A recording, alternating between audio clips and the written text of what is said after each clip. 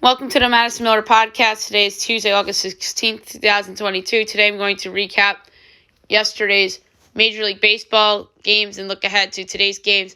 We'll look at tonight's Major League Soccer slate. I'm going to pick the bracket of the Little League World Series. I'll do my WNBA playoff predictions as well. Primaries for Alaska and Wyoming, and we'll talk about the results for Hawaii. News and notes and best bet. We'll start with Major League Baseball. We're trying to be quick here. We'll go over the results and look ahead to the games for tonight. Doubleheader game 1, Guardians over the Tigers 4-1, Phillies over the Reds 4-3, Marlins over the Padres 3-0, Tigers over the Guardians 7-5. Doubleheader game 2, Nats over the Cubs 5-4, Rays over the Yankees 4-0, Orioles over the Blue Jays 7-3, Braves over the Mets 13-1, Twins over the Royals 4-2, Rangers over the A's 2-1, so best bet was a loser. White Sox over the Astros 4-2, that was a good underdog pick. Dodgers over the Brewers 4-0, Mariners over the Angels 6-2, and the Giants over the Diamondbacks 6-1. All right, now I look ahead to tonight's games. At 6:30, you have the Phillies at the Reds, Kyle Gibson and TJ Zook. The Phillies are minus 180. The Reds are plus 152 over under 9.5. Overs minus 104. Unders minus 118. Phillies minus 1.5 is minus 114. Reds plus 1.5 is minus 105. For this game, I'm going to go. I was going to say Reds run line, but I'm not doing that. That's not a good one. I like the over. Padres Marlins, Sean Manaea and Edward Cabrera. Padres minus 162, Marlins plus 136, over under 7.5, overs minus 106, others minus 114. Padres minus 1.5 is plus 114, Marlins plus 1.5 is minus 137. Sean Manaea hasn't been that good this year by his standards. I like the over. Red Sox Pirates at 7, Nick Pivetta and Mitch Keller. Red Sox minus 136, Pirates plus 116, over under 8.5, overs minus 118, unders minus 104. Red Sox minus 1.5 is plus 120, Pirates plus 1.5 is minus 144. Mitch Keller's been better, so much better of late. Second half of the season, he's kind of shed the bust label, and I called this guy out a lot on the podcast, but I'm still going with the over because of the bullpens. Cubs Nationals, Justin Steele and Patrick Corbin. Cubs minus 174, Nats plus 146, over under 8.5, minus 170 each way. Cubs minus 1.5 is even money, Nats plus 1.5 is minus 120, over. On TBS, you have the Rays at the Yankees, Jeffrey Springs and Nestor Cortez.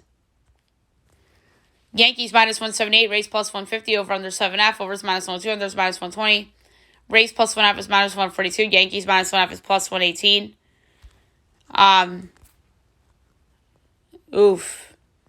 This is a tough one. I think Cortez is always overvalued, but I kind of think the numbers are right a little bit. I'm going first half under 3.5 runs, plus 118. Orioles, Blue Jays, Dean Kremer and Alek Manoah. Blue Jays minus 230, Orioles plus 190, over under 8.5, overs minus 122, unders even money. Orioles plus 1.5 is even money. Blue Jays minus 1.5 is minus 120. Orioles run line is the pick. I don't know if they're going to actually win, but I like the run line. Tigers, Guardians, Garrett Hill and Zach Plesac. Guardians minus 220, Tigers plus 184, over under 8.5. Overs minus 104, unders minus 118. Tigers plus 1.5 is minus 120. Guardians minus 1.5 is even money. Going with the over. 720 Mets Brave. Taijuan Walker, Charlie Morton. Mets trying to bounce back from last night's bad loss. Braves minus 146, Mets plus 124, over under 8.5. Overs minus 120, unders minus 102. Mets plus 1.5 is minus 164. Braves minus 1.5 is plus 136. Kind of like the under in this game. 7:30 Royals Twins. Zach Greinke and Sonny Gray. Twins minus 184. Royals plus 154 over under 8. Overs minus 118. Unders minus 104. Royals plus 1.5 is minus 126. Twins minus 1.5 is plus 105. This is another hard one. For this one, I'm going to go first half over 4.5 at plus 104. 7:45 Rockies Cardinals. Kyle Freeland and Jose Quintana. Cardinals minus 235. Rockies plus 194 over under 7.5 minus 275. Rockies plus 1.5 is minus 114. Cardinals minus 1.5 is minus 105. I like the over. 8 o'clock, you have the A's at the Rangers. J.P. Sears making his debut for the Athletics against Kohei Arihara making his season debut for the Rangers.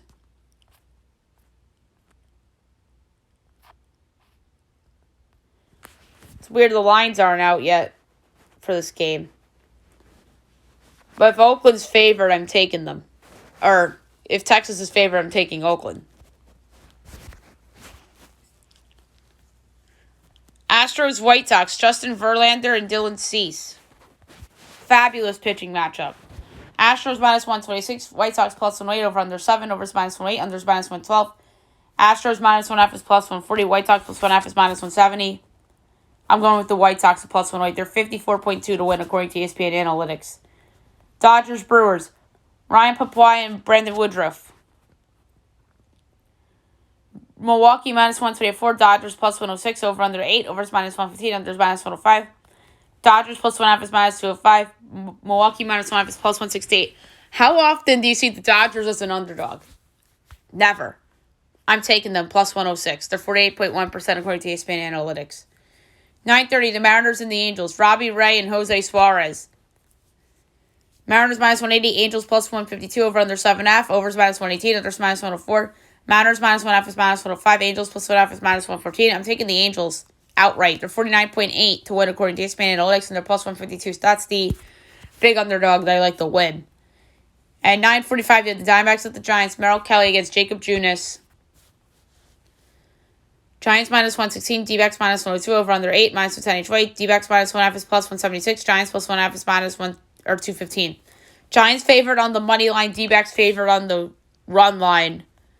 I'm going with the Giants at minus 116. All right, now I'll move on to Major League Soccer. We have a few games tonight to talk about. I believe there's 2 on the board. There's only 1 on the board. My bad. 10:30, you have LAFC hosting DC United. LAFC red hot. DC United 1 win in their last 5 matches. LA's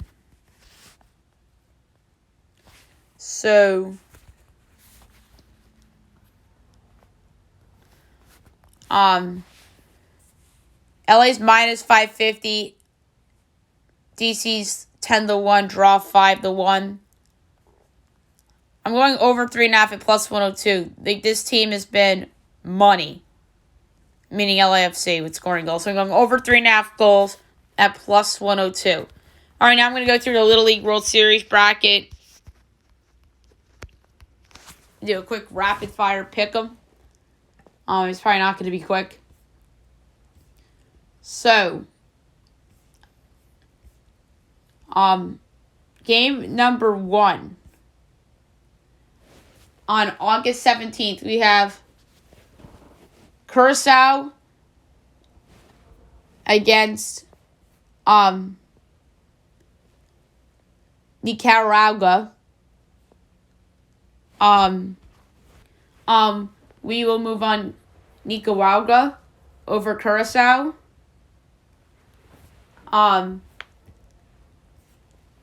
And then to the U.S. bracket, game number 2, Tennessee against Massachusetts. Tennessee was really good in the regionals, so I'm going to have them advance. Game number 3, international bracket, Australia and Canada. Canada's really good. I'm going to advance Canada to take on Japan on Friday. Game number 4, U.S. bracket, Hawaii against Washington. Hawaii is awesome. I'm going to have them advance to take on New York on Friday. Game number 5, you have Italy and Taiwan. So these two teams are in the bye. I'm going to go with Taiwan here. Game number 6, Indiana and Iowa. Both these teams had good regionals. I'm going to advance Indiana. Game number 7, Puerto Rico and Mexico. Great match. Excellent match here. I'm going to advance Puerto Rico. Game number 8, Pennsylvania and Texas. This is a tough one, but I'm going to advance Texas. Game number 9, Nicaragua against Panama. We'll advance Panama there. Game number 10, U.S. bracket, I advance Tennessee, and they'll play Utah. Two really, really talented teams, but I'll advance Utah forward. Game 11, Canada, Japan. The team from Canada coming this year is really good. Japan always is good on the international side, so we'll go with Japan. Game number 12, you have Hawaii against New York. I'm going to advance Hawaii. I really like that Hawaii team. So that's going to be an upset. Game number 13, losers bracket game. So we game 3 loser against the game 5 loser. That would be Australia against Italy. I'm going to say Australia in that one. Game 14 would be the game 4 loser against the game 6 loser, which would be Washington against Iowa. I'm going to pick Washington in that one. Game 15 would be the game 1 loser against the game 7 loser, which would be Curacao and Mexico. That's an excellent game for a loser bracket game, for an elimination game. I'm going to advance Mexico, but I don't feel good about it. Game 16 would be the game 2 loser against the game 8 loser, which would be Massachusetts against Pennsylvania. So that would be a pretty good game. So I'm going to advance Pennsylvania in the losers bracket. Game number 17 would be the game 9 loser against the game 13 loser. That would be Nicaragua and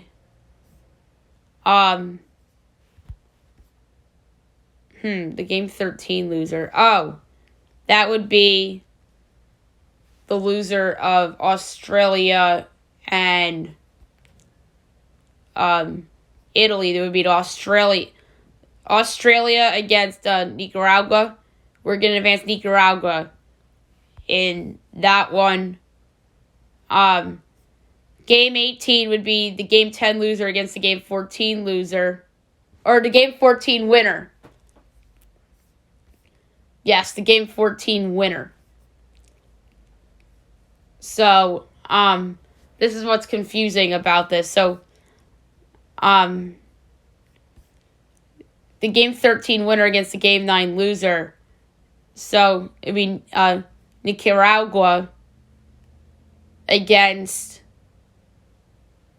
I'd have Australia play or Italy, and I had Australia winning. That's what the mistake I made was. I had to rephrase that. So the game 16 winner and the game 12 loser. So the game 12 loser, I have New York, and the game 16 winner, I had Pennsylvania. So it'd be New York against Pennsylvania, or the game 8, or the game 14, or game 16 winner. So Pennsylvania against New York. That would be a great matchup. I know Pennsylvania would have the home field in theory, but the New York team's actually pretty good, so I'm going to go with New York in that one. Game number 21, be up to the winner's bracket. Game 5 winner against the Game 9 winner, which would be Taiwan against Panama, which would be a great game. I'm going to go with Panama there. Game 22, Game 6 winner against the Game 10 winner, which would be Utah against Indiana. I'll advance Indiana. That Indiana team's really good. Game number 23 is Japan, who I have knocking off Canada there. And then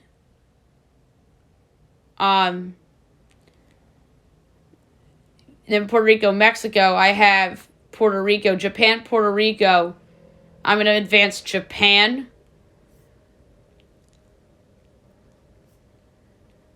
And then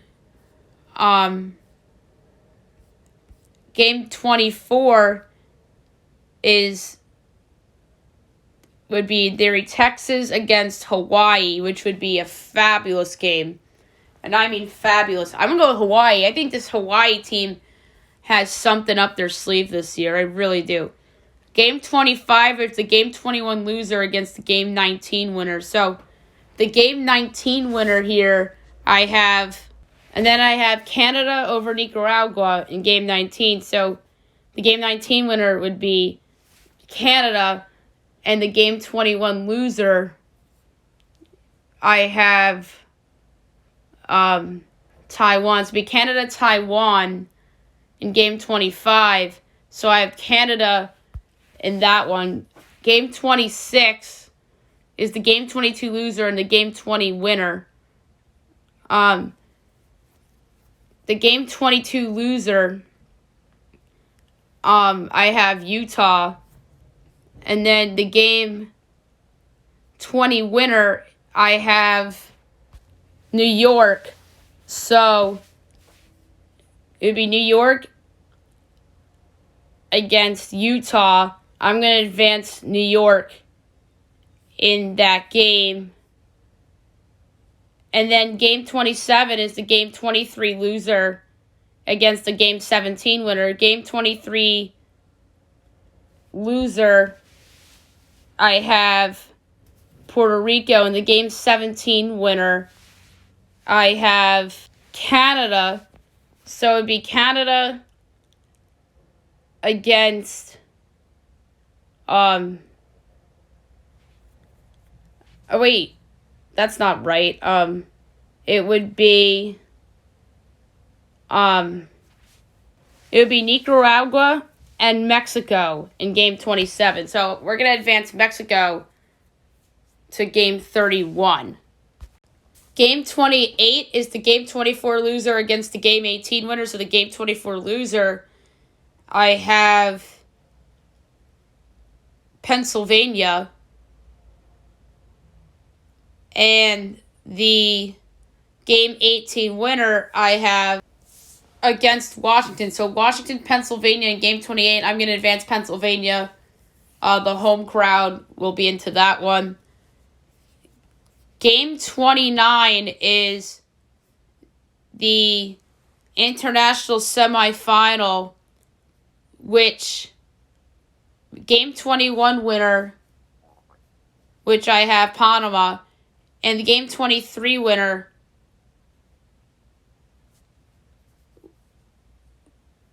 oh, wait a minute, it'd be Japan. It'd be Japan against Puerto Rico. Yeah, I screwed this up. So it'd be Japan, Puerto Rico. So I have Japan over Puerto Rico. So Japan against Panama in the international semifinal. I'm going to go with Japan. Game number 30 is the U.S. semifinal, which I have Indiana against, did I pick Texas or did I pick, Hawaii? Oh, I have Hawaii. Yeah, I have Hawaii. They're really, really good. The year of Hawaii. I'm keeping it going with Hawaii. I think Hawaii's in for a fun tournament. And in Game 31 is the Game 27 winner against the Game 25 winner. Yeah, Game 27 would be Nicaragua and Puerto Rico. So Puerto Rico, I had in this Game 31. And then the Game 25 winner, which is Canada. So Canada over Puerto Rico. So Canada would be in the losers bracket international semifinal. So Game 31, I have Canada over Puerto Rico. Game 32 is the Game 28 winner against the Game 26 winner. It's actually New York versus Texas. I have Pennsylvania out on August 21st. So August 24th would be Texas, New York. I'm going to pick New York to advance. And in Game 33 is the Game 29 loser against the Game 31 winner. So the Game 31 winner, I have Canada, and the Game 29 loser would be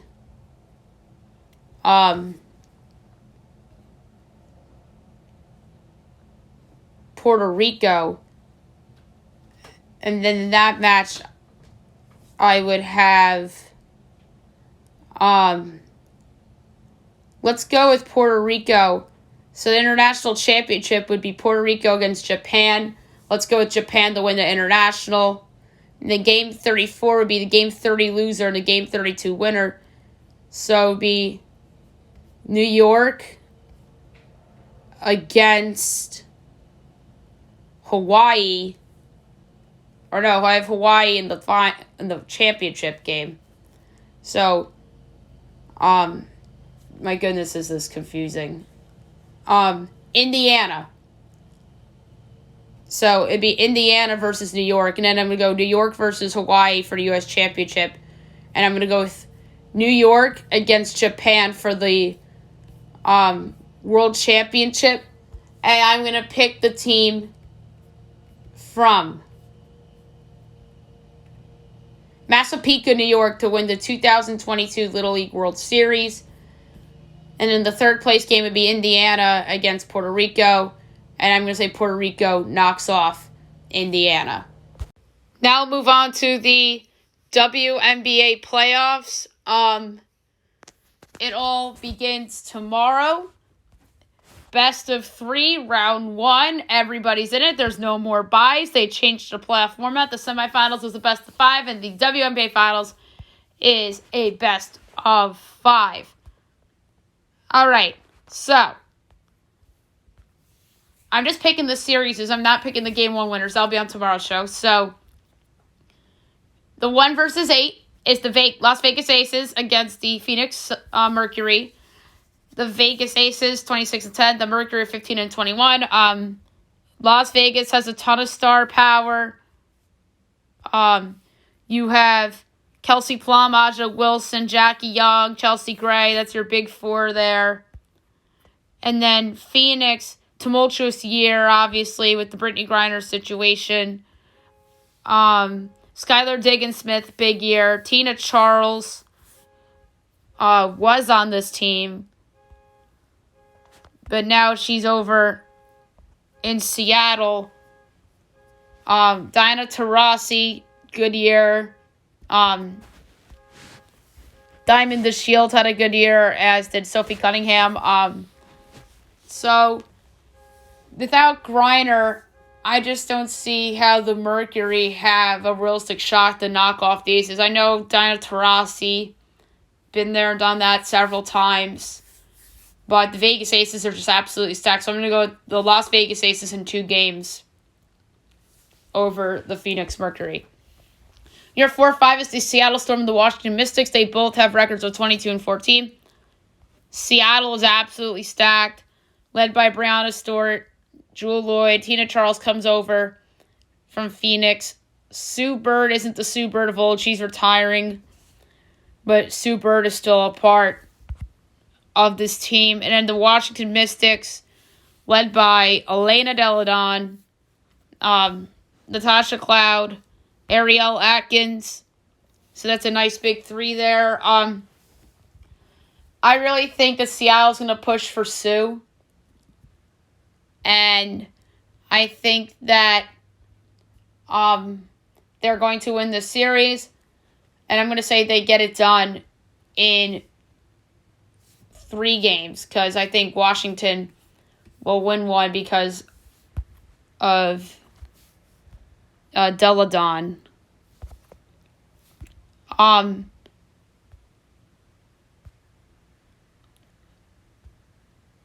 Yeah, so I think every game is at the format. The new playoff format, all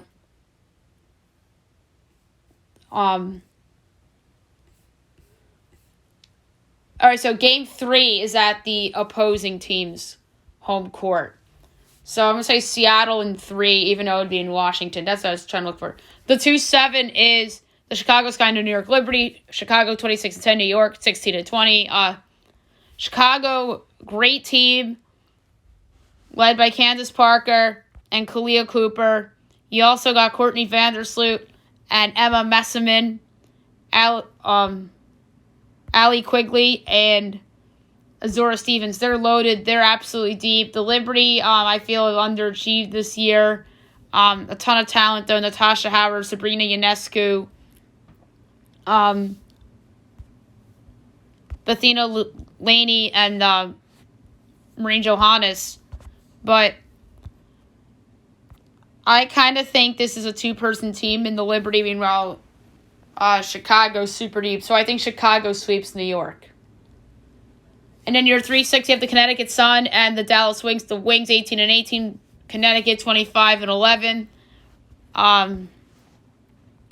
Good year for Connecticut, led by Jonquel Jones, DeWanna Bonner, Brianna Jones,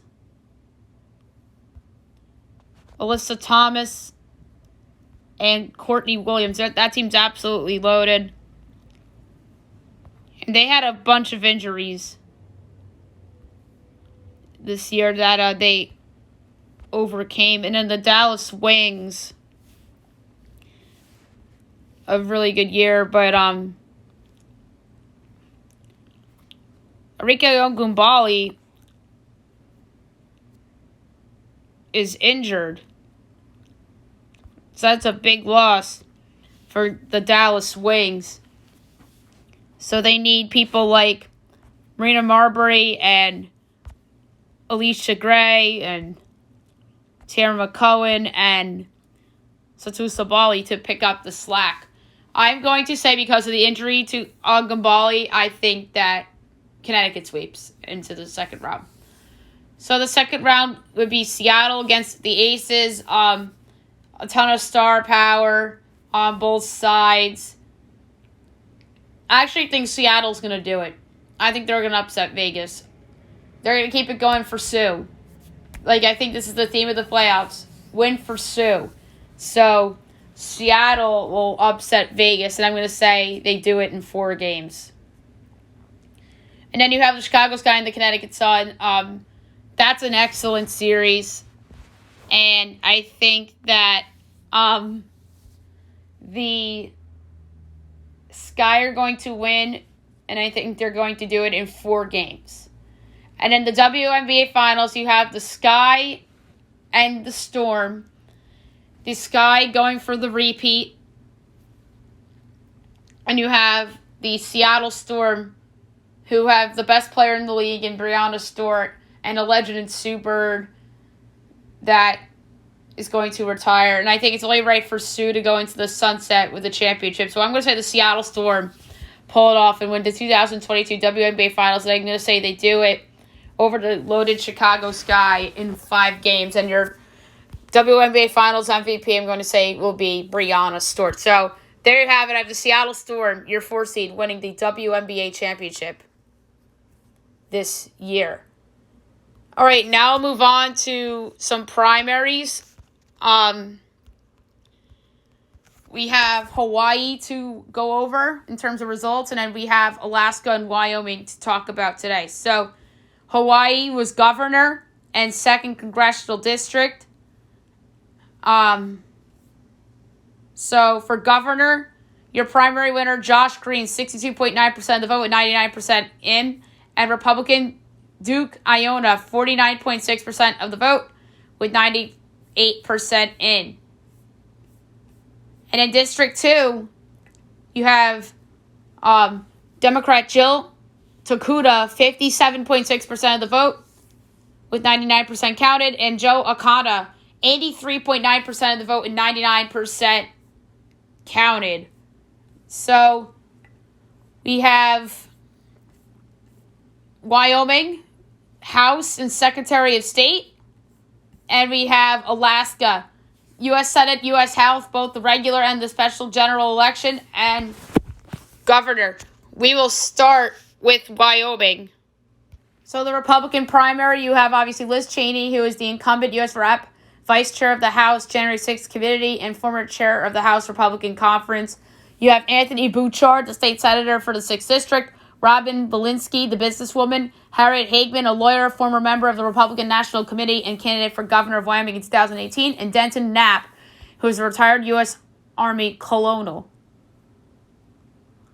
I'm going to say that Cheney gets it done. She's well known. Usually the incumbent wins, so I'm going to say Liz Cheney gets the Republican spot in the primaries. And then the Democratic side for Wyoming, you have Lynette Gray Bull, activist and member of the Northern Arapaho tribe and nominee in 2020. Steve Helling, who's an attorney, and Megan Jensen, who's the chair of the Sweetwater County Democratic Party. So this is a tougher one to handicap. But I'm going to go with Lynette Gray Bull. She was a nominee 2 years ago. I think she is recognizable. Wouldn't rule out Jensen, but I think Lynette Gray Bull will be the Democratic winner. And I think Liz Cheney is going to run away with the Republican one, potentially. Although, Hageman has a bunch of endorsements, which is good. And so does Chuck Gray, or so did Chuck Gray, who withdrew. But I really think Cheney might just blow them out of the water. All right, now move on to Secretary of State of Wyoming. So the incumbent, Edward Buchanan, withdrew. So he's not running.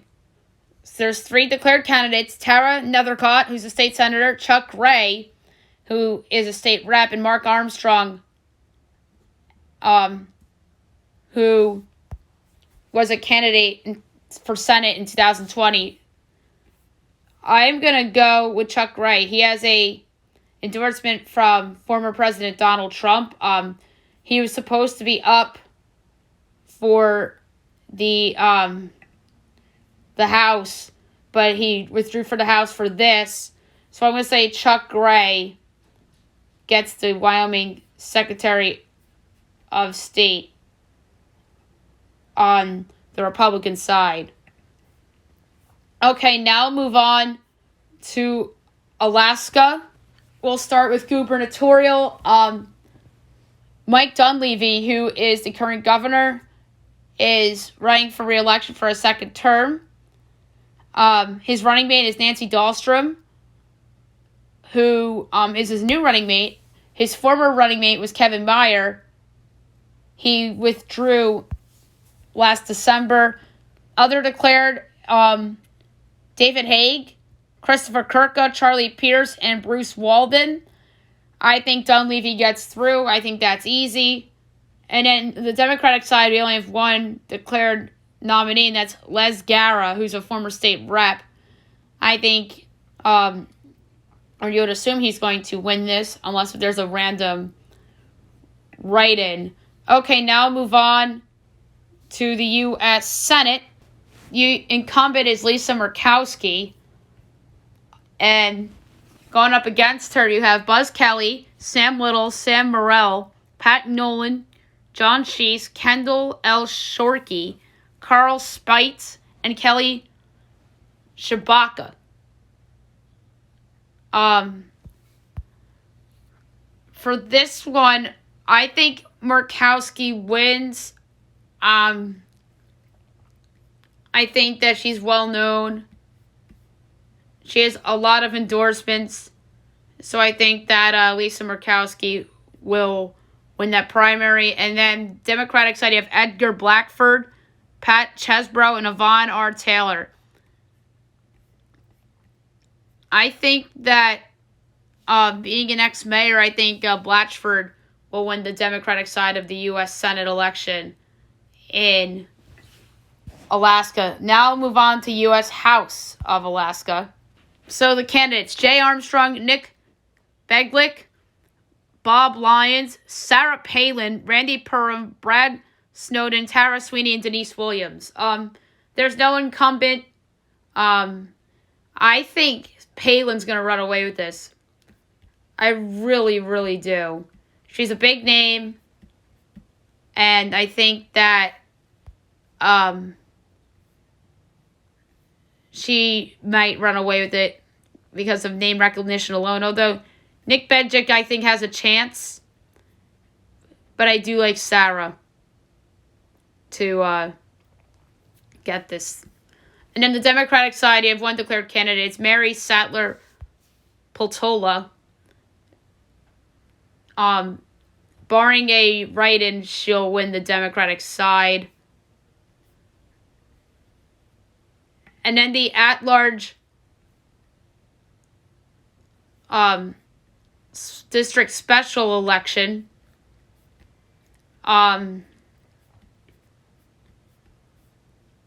You have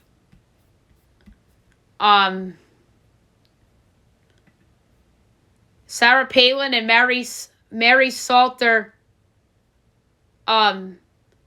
Patola going head-to-head. And Nick Begic, too.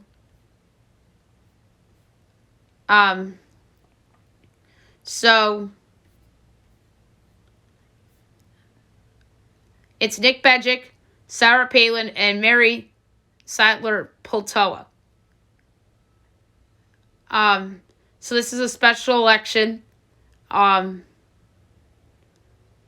seat became vacant when incumbent Republican Rep. Don Young passed away several months ago. So it's going to be interesting. I think Sarah Palin will win. She's very well known in the state of Alaska. She was their governor. Just a familiar face. So I'm going to say Sarah Palin wins the Alaska at-large congressional district special election over Nick Begic and Mary Saltler Poltoa. Okay, now we'll move on to news and notes for today. A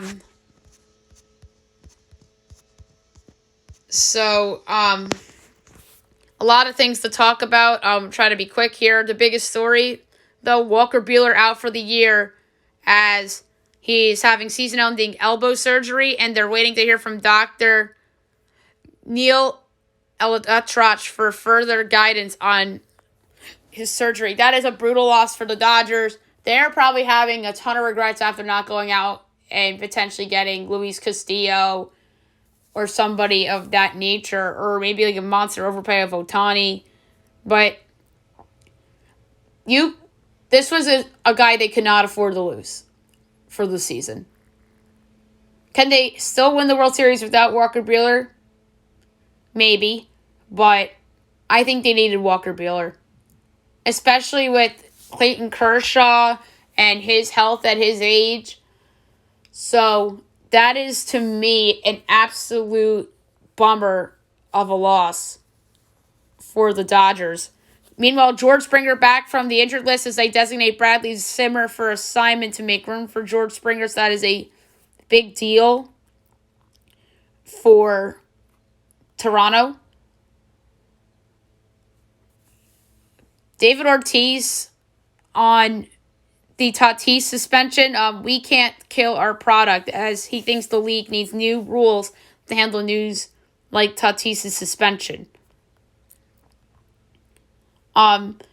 Giancarlo Stanton says his rehab work has gone well and needs a few more days as he gets his feet under him. The Yankees need his bat back in the lineup. I saw a stat, they're 7-13 since he got hurt. And the Yankees in general, I think, are 8-16 since the All-Star break. But I think that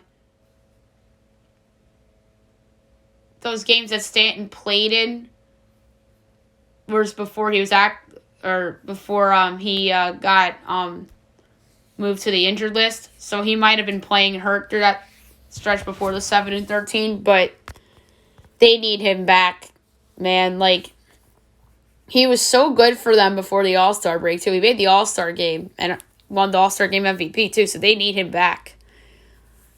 Anthony Rizzo, there was a brutal call in that Yankees-Rays game yesterday that Anthony Rizzo, he was trying to lean and try to see the pitch, but he leaned into the ball, and the umpire, instead of ruling it a hit by pitch, ruled it interference. So he had to continue the at-bat. And Rizzo was so mad because I think he was clearly trying to take one for the team and trying to help the team win and get out of the slide. But it didn't work, and that's unfortunate. Some basketball news, some schedule stuff. The opening night on the season is Sixers at Bucks and Lakers at Warriors. And another schedule leak is that the Knicks will play Dallas in Dallas on December 27th. So Jalen Brunson's return to Dallas is 2 days after they host the Philadelphia 76ers on Christmas. And by the way, the NBA schedule is coming out tomorrow at 3 o'clock. So we'll have a special show reacting to the schedule tomorrow late afternoon. Kevin Durant slams rumors on Twitter about how he's more likely to retire than play for the Nets again. Good on Durant. He'd rather play for the Nets than retire, I'd say, even though he wants out of Brooklyn.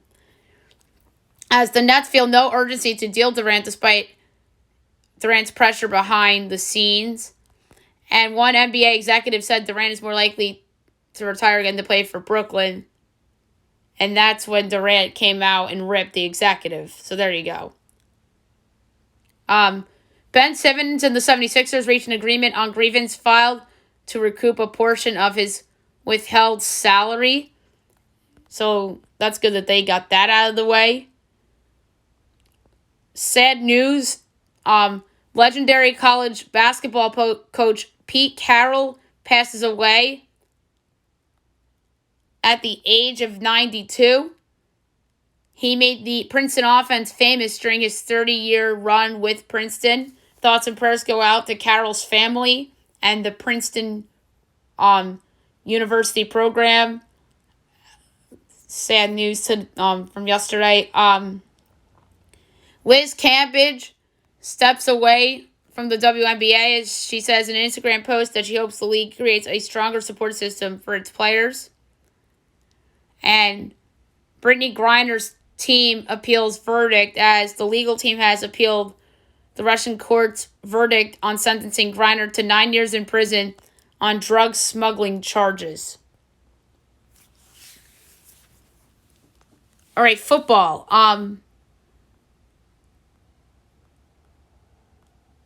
Adam Sheehan out for the year as he failed a physical, avoided his trade to Houston.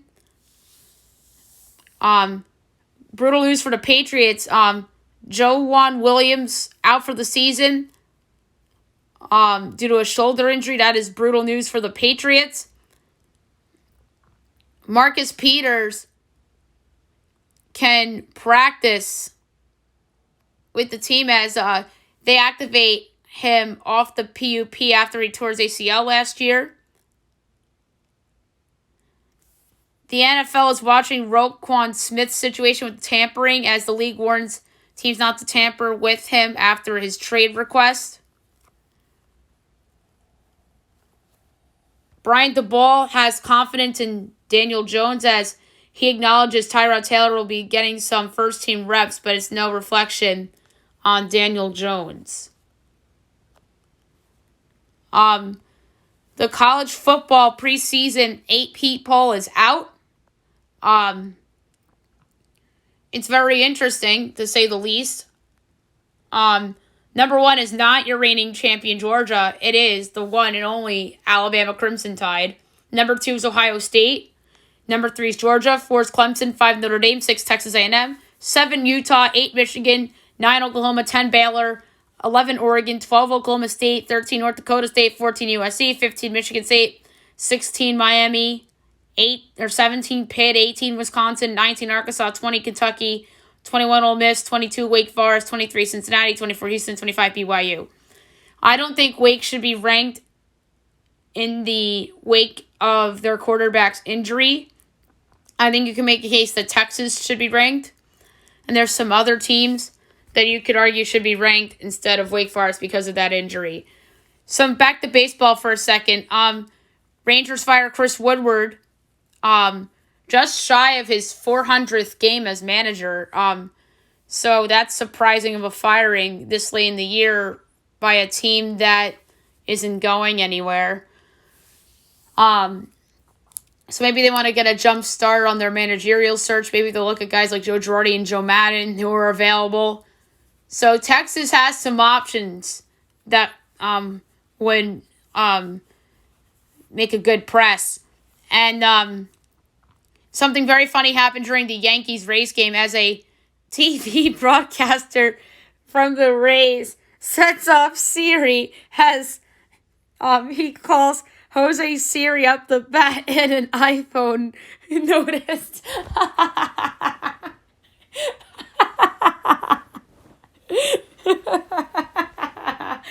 Oh, that's so funny.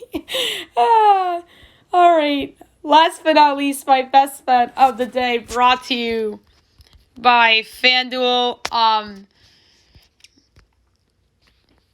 This is a harder one than usual. But I'm actually going to go outside the box and do a Major League Soccer pick for the first time in a very long time on the show. I'm going to lay a quarter unit on the over 3.5 goals in the Galaxy versus DC United game for my best bet of the day. All right, so that's it for the show. I'll be back tomorrow recapping everything from today. Look ahead to everything. Tomorrow we'll give out picks for game 1s of the Wnba Playoffs. And obviously news and notes and best bet along with golf tomorrow. Hope you guys have a great day, everyone.